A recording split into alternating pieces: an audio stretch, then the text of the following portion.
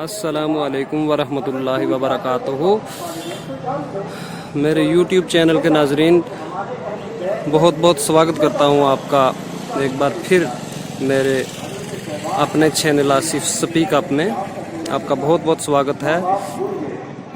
آج بہت بڑا دن ہے، ہفتے کا جمعہ کے نام سے پکارا جاتا ہے۔ آج یہ سبھی نمازی نماز پڑھنے کے لیے یہاں پر جامع مسجد میں پہنچے ہیں۔ ماشاءاللہ کتنی خوبصورت مسجد ہے، یہ آپ دیکھ سکتے ہیں۔ یہ منظر بہت پیارا منظر نظر آ رہا ہے۔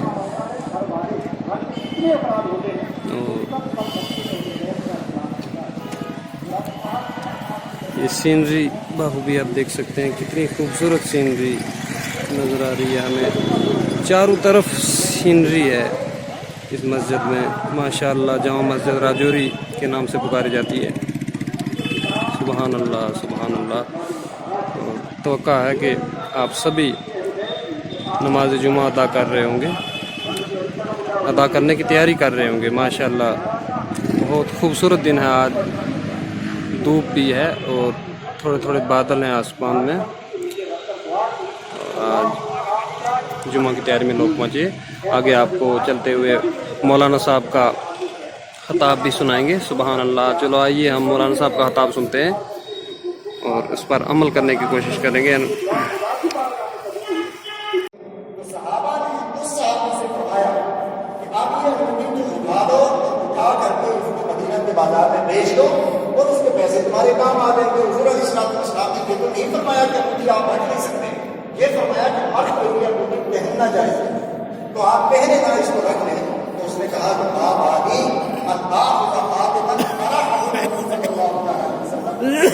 دوبارہ نہیں کرتی کہ حضور علیہ السلام نے اپنے دست کرم سے جس روٹی کو پھینک دیا ہے، میں اسے اٹھانے میں محنت کرتا ہوں۔ یہ جذبہ تھا صحابہ کرام کا۔ حضرت انس بن مالک رضی اللہ عنہ کا ارشاد فرماتے ہیں، جب شراب کا حکم تھا، عرب کا معاشرہ کیا تھا؟ عرب کا وہ معاشرہ تھا جس معاشرے میں سب سے زیادہ، پوری دنیا میں سب سے زیادہ شراب کا کاروبار، شراب کا مین دن، شراب فروش عرب ممالک میں پائی جاتی ہے۔ وہ بھی خاص طور سے سعودی عربیہ میں سب سے زیادہ شراب، کیونکہ منہ سے ملا کے شراب بنائی جاتی تھی، نبیز بنائی جاتی تھی اور بازار کا لوگ پیتے تھے، مست ہوتے تھے۔ حضور علیہ السلام نے بیان کیا، آقائے مدینہ 13 سال تک مکہ میں شراب کی حکم نازل نہیں ہوئی۔ پھر حضور علیہ السلام مدینہ میں تشریف لے گئے۔ حضرت انس بن مالک رضی اللہ تعالیٰ عنہ یہ تھا اطاعت رسول کا جذبہ۔ وہ فرماتے میں خود شراب کھانے میں تھا، اور حضرت انس بن مالک فرماتے میں خود شراب کھانے میں تھا، اچانک ہمارے کانوں میں آواز آئی کہ حرم النبی صلی اللہ تعالیٰ علیہ وسلم الخمر اليوم، آج حضور علیہ السلام نے اعلان کر دیا ہے کہ شراب حرام ہے۔ حضرت انس بن مالک فرماتے ہیں کہ آپ صحابہ کرام کو تحقیق کرنی چاہیے تھی، ریسرچ کرنی چاہیے تھی، پہلے معلوم کریں کہ آپ حضور علیہ السلام نے حرام کرا دیا ہے اسے یا نہیں کرا دیا ہے۔ حضرت انس بن مالک فرماتے ہیں خدا کی قسم، جیسے ہی ما سمعنا هذا الصوت الا ضربنا جميع القلوب، کہتے ہیں خدا کی قسم جیسے ہی یہ آواز ہمارے کانوں میں پہنچی، ہم جہاں تھے وہیں تھے، ہم نے سب کے سب شراب کو توڑ دیا اپنے منہ سے۔ یہ اطاعت رسول کا جذبہ کہ حضور علیہ السلام کے تعلق سے جیسے ہی ہمارے کانوں میں یہ آواز آئی، ہم نے کوئی تحقیق نہیں کی، کوئی ریسرچ نہیں کی، بس یہ قول حضور علیہ السلام کی طرف جیسے ہی منسوب ہوا، سب نے شراب کے برتن کو پھینک دیا۔ اور حضور علیہ السلام معلوم ہوا حضور علیہ السلام نے فرمایا مرحبا، یہ ہے اطاعت کا جذبہ، اطاعت رسول کا یہ جذبہ ہونا چاہیے۔ حضرت عبداللہ بن عمر رضی اللہ تعالیٰ عبداللہ بن عمر فرماتے ہیں کہ میں نے دیکھا کہ حضرت عمر بن خطاب رضی اللہ تعالیٰ ایک روز کعبۃ اللہ کا طواف کر رہے تھے، زمانہ خلافت میں کعبۃ اللہ کا طواف کر رہے تھے، اس کے سامنے حضرت عمر کھڑے ہوئے اور فرماتے ہیں کہ الحجر، اے پتھر، عمر جانتا ہے کہ وہ پتھر ہے، لا یضرنی ولا ینفعنی، تو نہ مجھے نقصان پہنچا سکتا ہے اور نہ نفع پہنچا سکتا ہے۔ کون کہہ رہا ہے؟ امیر المؤمنین حضرت عمر بن خطاب سرکار ہے۔ کس سے کہہ رہے ہیں؟ حجر اسود سے کہہ رہے ہیں۔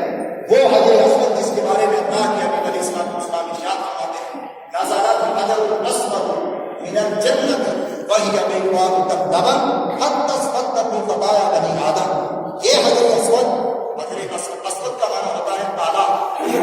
گناہ کی دیوار نکالا ہی پتھر ہے، لیکن آقا فرماتے ہیں جب آدم علیہ السلام کی تسکین قلبی کی خالق نے جنت سے اترا کر تو اس کا رنگ سیاہ تھا، دودھ کی مانند کے سفید تھا۔ بتایا بنی آدم انسان کے گناہوں نے سکھانا کرتا، کیوں؟ اس لیے کہ جب کوئی گناہگار بندہ حضرت اسود کے سامنے خلوص اور الہیت کے ساتھ حضرت اسود کا بوسہ دیتا ہے یا اس کی دعوت کرتا ہے، سبحان اللہ، اسلام کے باتیں ہیں وہ گناہ گندگی، وہ گناہوں کا کالا پن جو انسان کے کردار پہ رکھ چکا تھا، جو انسان کے دل پہ رکھ چکا تھا، حضرت اسود اسے کھینچ لیتا ہے، وہ کالا ہو جاتا ہے۔ سبحان اللہ، سبحان اللہ، تو سبحان بتائیے اللہ۔ مومن کے لیے حضرت اسود نفع بخش ہے یا نہیں ہے؟ ایک مومن کے لیے حضرت اسود گناہوں کو پاک کرنے والا پتھر ہے، گناہوں سے پاک و صاف کرنے والا پتھر ہے، لیکن حضرت عمر فرما رہے ہیں لا تنفعنی، تو مجھے کوئی نفع نہیں پہنچا سکتا، تو مجھے کوئی بھی نفع نہیں پہنچا سکتا، فرماتے بلا تضرنی، نقصان بھی نہیں دے سکتا۔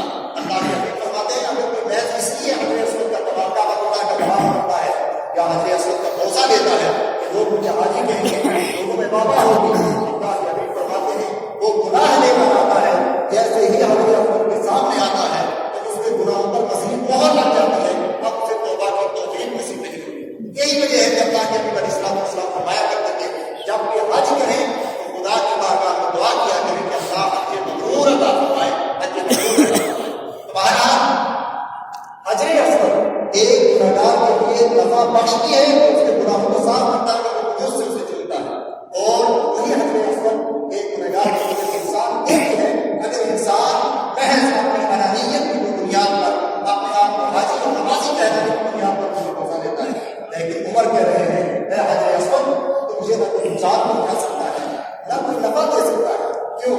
اس لیے کہ عمر وہ شخصیت ہے جنہیں جنت کی ٹکٹ اللہ کے حبیب نے خود عطا فرمائی، فرمایا تھا کہ عمر جنتی ہے، عمر کو جنت کی ٹکٹ اللہ کے حبیب نے عطا فرما دی۔ عمر کے نامہ اعمال میں اس طرح کے گناہ نہیں تھے، وہ محفوظ فرما تھے کہ جس طرح کے گناہوں کا حضرت اسود مہر لگا تھا یا اس طرح کے گناہوں کا حضرت اسود کھینچ کر کے حضرت عمر کے دل کو صاف کرتا تھا۔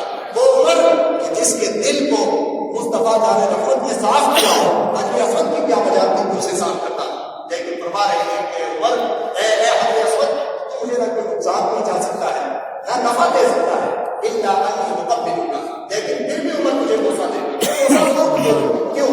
لولا انی رحیم رسول اللہ صلی اللہ علیہ وسلم مقبلک ما قد خدا کی قسم نے اپنی آنکھوں سے دیکھا کہ میرے آقا مجھے بوسہ دے رہے تھے، اس لیے اطاعت رسول کے جذبے سے میں تجھے بوسہ کرتا ہوں۔ سبحان اللہ۔ تو حضرات گرامی ایک ہے اطاعت رسول اور ایک ہے اتباع رسول۔ تو اطاعت میں وہ ساری چیزیں آتی ہیں جن چیزوں کا اللہ اور اس کے رسول نے حکم دیا، اور اتباع اور اسی سے آگے چل جاتا ہے۔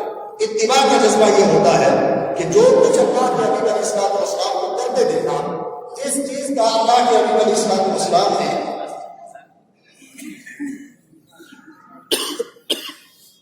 حضور علیہ السلام نے جو کچھ کیا، وہ چھوٹے چھوٹے اعمال جو عام انسان کی زندگی میں پتہ نہیں چلتا ہے کیا ہے، لیکن ان کو بھی اپنا لینا، یہ ہے اتباع۔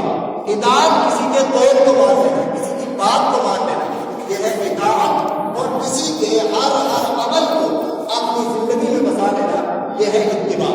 آئیے اتباع کی بات میں کرتا چاہتا ہوں۔ یہی حضرت عبداللہ ابن عمر، حضرت عمر کے صاحبزادے حضرت عبداللہ ابن عمر رضی اللہ تعالیٰ عنہ، ان کے بارے میں مروی ہے کہ جب حضرت عبداللہ ابن عمر رضی اللہ تعالیٰ عنہ کعبہ اللہ کی طرف نکلے تو راستے میں ایک ببون کا درخت تھا، ببون کا ایک درخت تھا۔ حضرت عبداللہ ابن عمر باضابطہ امامہ باندھے ہوئے جا رہے تھے، اس ببون کے درخت کے نیچے سے جیسے ہی آگے نکلے تو حضرت عبداللہ ابن عمر نے باضابطہ اپنی ایڑیاں اوپر کر کے ببون کے کانٹے کے ساتھ اپنے شملے کو لٹکایا، پھر اس کو تھوڑا سا کھینچا، پھر آپ کا امامہ شریف کھل گیا اور آگے ایک پتھر پر کھڑے ہوئے، پتھر پر کھڑے ہو کر اس درخت کی طرف دیکھا، مسکرائے، پھر امامہ باندھ کر چل دیے۔ اصحاب نے پوچھا، ساتھ چل رہے تھے لوگ، انہوں نے پوچھا عبداللہ ابن عمر یہ کیا تماشا ہے کہ آپ پہلے ببون کے کانٹے کے ساتھ اپنے شملے کو لٹکاتے ہیں، پھر کھینچتے ہیں، پھر مسکراتے ہیں، اس کی طرف دیکھتے ہیں، یہ کیا معاملہ ہے؟ حضرت عبداللہ ابن عمر نے فرمایا کہ میں اللہ کے حبیب علیہ السلام کے ساتھ حجۃ الوداع کے موقع پر اس راستے سے گزرا تھا، میں نے دیکھا کہ اونٹ کے کانٹے میں حضور علیہ السلام نے امامے کو تھام لیا تھا. آقا نے باضابطہ اپنا سر انور ہلایا اور اس کو چھڑایا.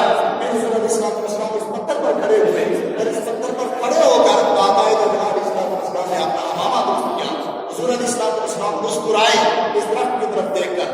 تو مجھے باقی حکمت تو یاد نہیں ہے لیکن آقا کا مسکرانا یاد ہے. بس اس آقا کی ادا کو اپنی ادا میں نے شامل کر دیا. حضرت عثمان غنی رضی اللہ تعالیٰ عنہ کے بارے میں مروی ہے کہ مسجد نبوی سے حضرت عثمان غنی ایک دن نکلے عصر کی نماز پڑھنے پر. جب باہر نکلے تو گھر والوں سے کہا تھا باضابطہ پلاننگ تھی کہ اس طرح باضابطہ ایک کٹورے میں سالن پیش کیا گیا. حضرت عثمان غنی نے مسجد نبوی کے دروازے پر بیٹھ کر وہ کھایا اور مسکرائے. لوگوں نے پوچھا کہ یہ کیا بات ہے؟ کہا ایک دن ہم حضور علیہ السلام کے ساتھ عصر کی نماز پڑھ کر نکلے. آقا دو جہاں نے باضابطہ یہاں پر بیٹھ کر کے اسی طرح ساتھ فرمایا تھا. حضور علیہ السلام مسکرائے تھے.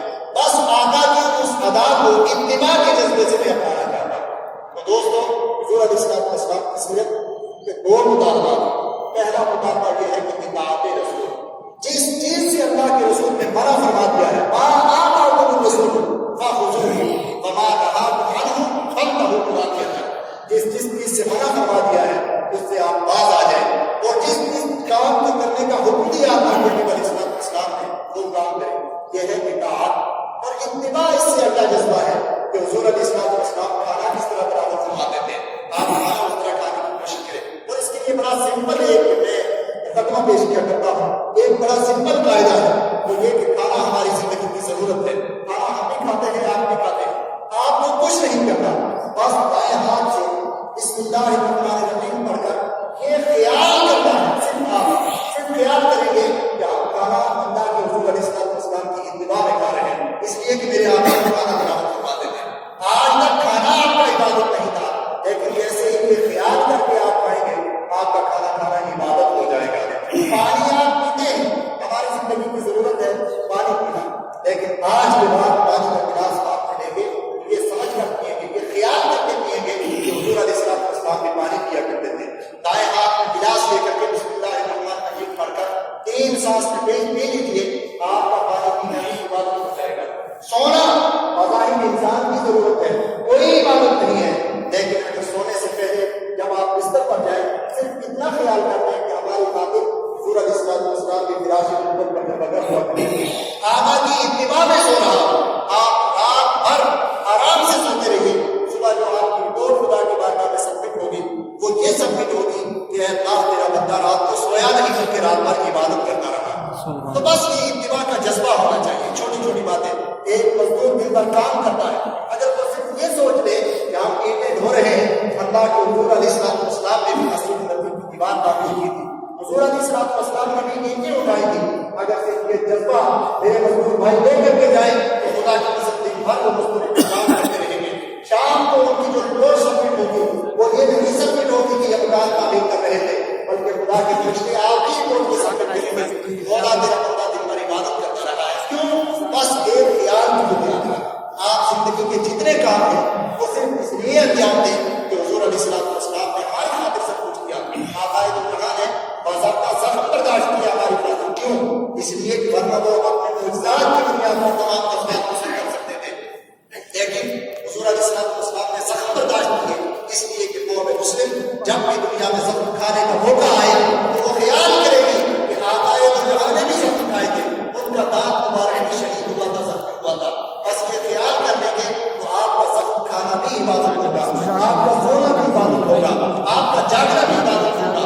مومن کی زندگی کا ہر قدم عبادت ہو سکتا ہے.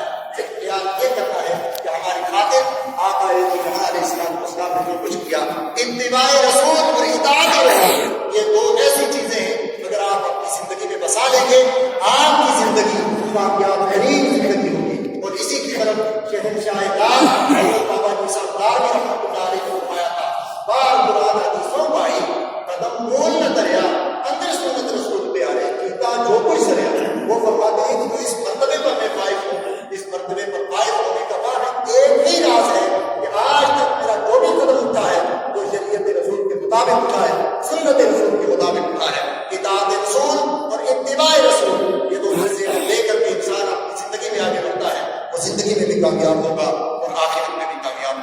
اللہ جل شانہ کی بارگاہ میں دعا ہے کہ پروردگار ہمیں اپنے حبیب صلی اللہ علیہ وسلم کی اتباع اور اطاعت کی توفیق نصیب فرمائے. آقا دو جہاں کی صورت سیرت کو سمجھنے کی توفیق عطا فرمائے اور اس کے مقتضیات پر عمل کرنے کی توفیق عطا فرمائے.